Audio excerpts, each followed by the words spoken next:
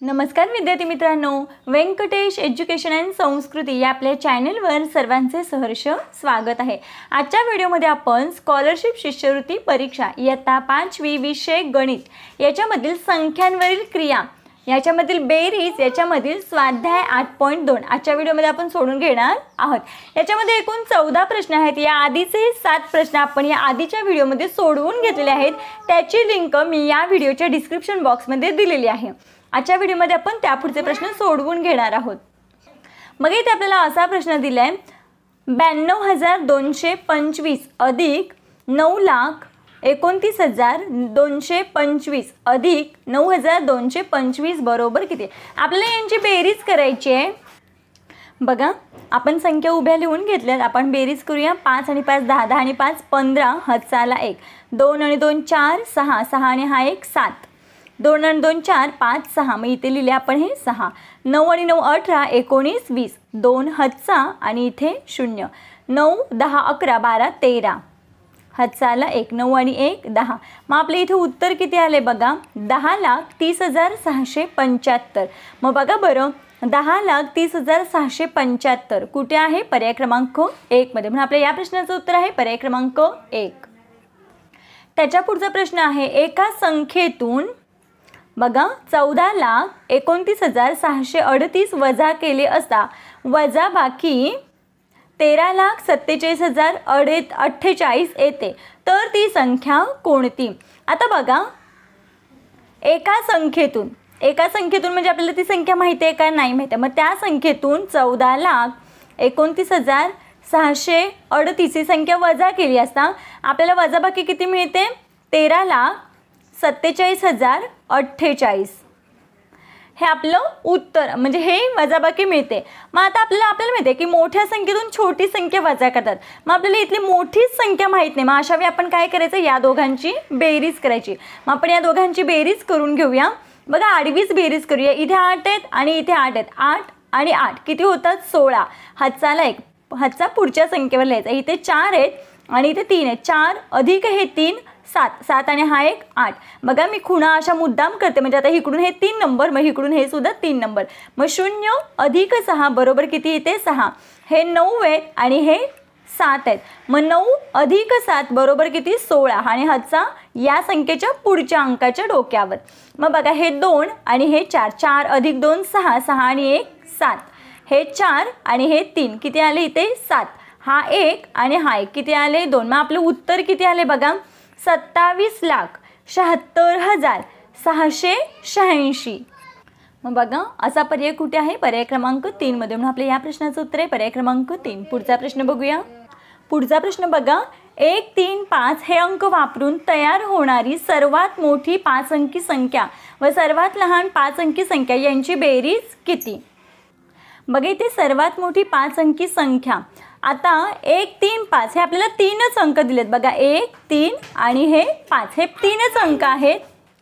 ज्यावेळेस आपल्याला मोठी संख्या विचारतात त्यावेळेस बघा, आता हे 3 अंक आहेत आणि आपल्याला सांगितलेत की ती 5, म्हणजे 2 अंक कमी आहेत। म्हणजे 2 अंक कमी आहेत, ती मोठी संख्या सांगितली, म्हणजे 5 हा अंकच डबल वेळा लिहायचा। बघा, हे 5 2 वेळा लिहिलं आणि आता हे 5 3 1, कारण मोठी संख्या सांगितली म्हणून हे 5 3 1, म्हणजे जेवढे अंक कमी आहेत मोठी सांगितल्यावर मोठा अंक जास्त वेळा लिहायचा।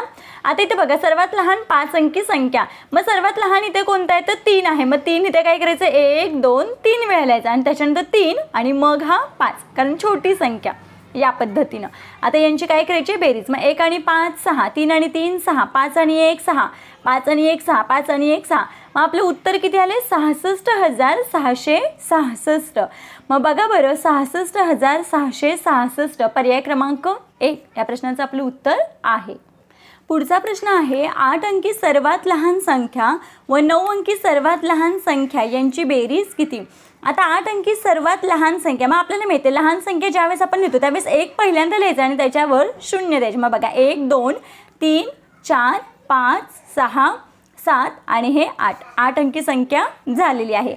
आता 9 अंकी सर्वात लहान संख्या, 9 अंकी सर्वात लहान संख्या म्हणजे फक्त एक पुढे घ्यायचं आणि बघा 1 2 3 4 5 6 7 8 9 सर्वात लहान अंक 1 आहे आणि सर्वात मोठा अंक 9 आहे. मग लहान अंक म्हटल्यावर 1 घ्यायचा आणि त्याच्यावर जेवढी संख्या पाहिजे तेवढे शून्य द्यायचे.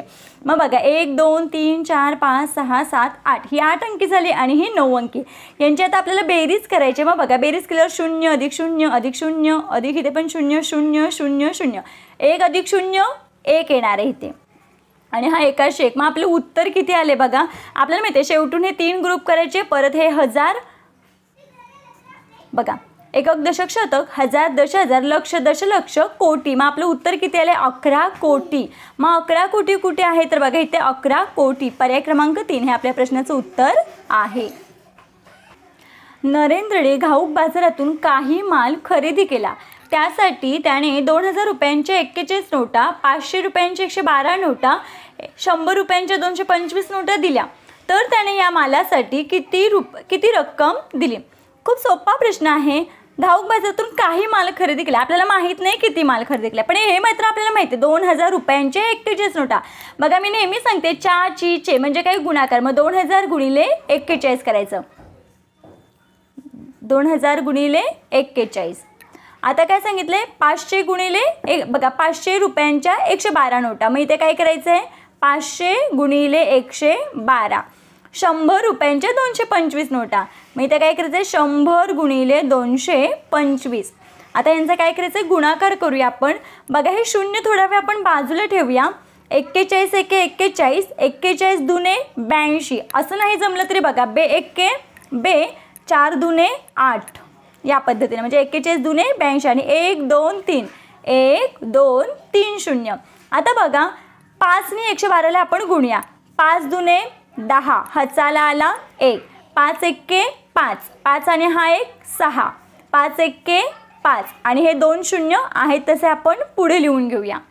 या पद्धतीनं आपल्याला माहिती आहे 225 एके 225 आणि 1 2 0 1 2 0 यांची काय करायची बेरीज करायची. बघा या पद्धतीने आपल्याला रुपये काढायचे. एकूण रक्कम किती मग शून्यांची बेरीज केली 0 आलं. इथे पण 0 आले. 0 अधिक 0 अधिक 5 5. आता बघा 6 आणि 2 8 8 आणि 2 10 10चा 1 हचा 8 5 13 13 आणि 2 14 15 आणि हा 1 16. मग आपलं उत्तर किती आले बघा 1,60,500. मग 1,60,500 त्याच्याकडे एकूण नरेंद्रकडे एकूण रक्कम किती होती तर एवढी. पर्याय क्रमांक 2 हे आपल्या प्रश्नाचं उत्तर आहे 1,60,500. पुढचा प्रश्न 43 दशक अधिक 545 शतक अधिक 6,340,000. जसं दिल्यात तशा किमती लिहून घेऊया. 43 दशक मग आपल्याला माहिती आहे दशक म्हणजे 10. मग 43 दशक म्हणजे काय एक शून्य द्यायचा म्हणजे 430. 545 शतक. आता शतक म्हणजे आपल्याला माहिती आहे 100 म्हणजे याच्यावर 2 शून्य द्यायचे आहेत. मग बघा हे 2 शून्य मी ऑलरेडी देते आणि हे 545 545 म्हणजेच किती झाले 54,500. आता काय 6,340,000 आहेत. मग आपल्याला माहिती आहे 1000 म्हणजे 1000 म्हणजे 3 शून्य आणि हे 6,340 आहे तसं पुढे लिहून घेऊया 6,340 या पद्धतीनेच लिहायचं आहे. आणि आता त्यांची बेरीज करायची आहे. शून्यांची बेरीज 0 3 अधिक 0 3 4 आणि 5 9 4 अधिक 0 4 5 आणि 4 9 3 अशी 3 6 अशी 6. मग आपलं उत्तर किती आले 63,94,930. मग बघा 63,94,930 63,94,930 पर्याय क्रमांक 4 हे आपल्या प्रश्नाचं उत्तर आहे. बघा इथे 38,500 अधिक 325 अधिक 500. मग हे अक्षरामध्ये दिले. आधी आपल्याला अंकात संख्या लिहून घेणं गरजेचं आहे. 38,500 म्हणजेच किती 38,500. त्याच्यानंतर अधिक 325 325 म्हणजे किती हे 325 अधिक 500. आता अधिक 500 म्हणजे काय तर शेकडा. म्हणजे शेकडा म्हणजे 100ला पावभाग कमी म्हणजेच किती 75. 500 म्हणजे किती 75. बघा हा पूर्ण 100 शेकडा आहे. मग आपल्याला माहिती आहे हा पावभाग म्हणजे हा 25 हा 25 हा 25 हा 25 हा पाव भाग आहे. हा अर्धा भाग झाला आणि हा पाऊण भाग. मग हे पूर्ण किती झाले 75. यांची आता बेरीज करूया आपण. 0 अधिक 5 5, 5 आणि 5 10, हातचाला आला 1, 7 आणि 2 9, 9 आणि 1 10, हातचाला 1, 5 आणि 3 8, 8 आणि हा 1 9, 8 हे 8 आणि हे 3 3. मग आपलं उत्तर किती आले? 38,900.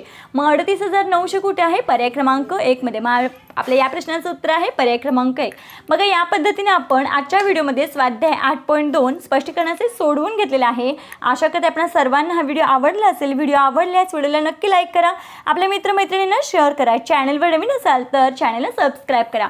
सबस्क्राईब समोरील बेल बटन प्रेस करा, जेणेकरून आपल्या येणाऱ्या सर्व व्हिडिओचे नोटिफिकेशन आपल्याला मिळत राहील. आजचा व्हिडिओ कसा वाटला ते कमेंटमध्ये नक्की सांगा. भेटूया पुढच्या व्हिडिओमध्ये. तोपर्यंत नमस्कार. थँक्यू.